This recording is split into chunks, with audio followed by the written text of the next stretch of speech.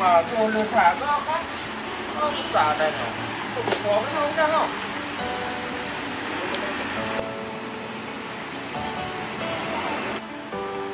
Nè, cái đi nè. Sao đây cả? Nó có mà cho một hoa. Bạn mẹ đặt cho con là bao nhiêu bro? Chưa có được bao nhiêu. Yang udah melok ini lapor mantap. Nanti pak nyolong lapor.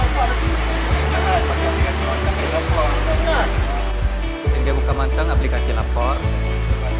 Pilih laporan J. Judul laporan J, isi laporan J. Isi laporan J lagi yang dalam aplikasi lapornya.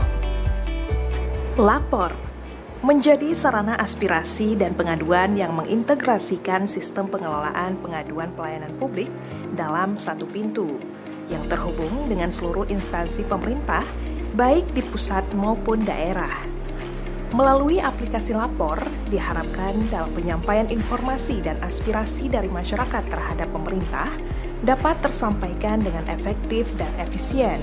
Semua masyarakat dapat menggunakan aplikasi ini dengan berbagai cara.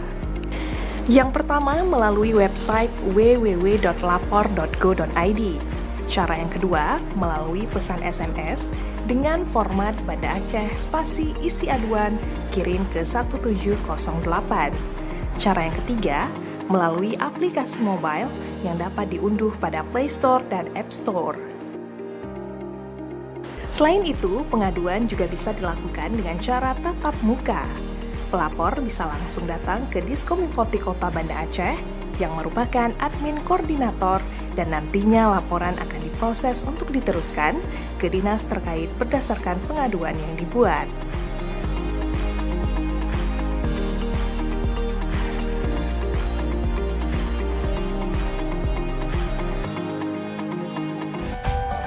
Kan ka begah ini. Ingat dengan awal menentukan ka Banda Aceh nya ka kle aman, nyaman. Kemudian lagi ka syariah begahnya. Mana begah barokah aduan itu. Warga Kota Banda Aceh harus berani lapor untuk pelayanan publik yang lebih baik. Berani lapor.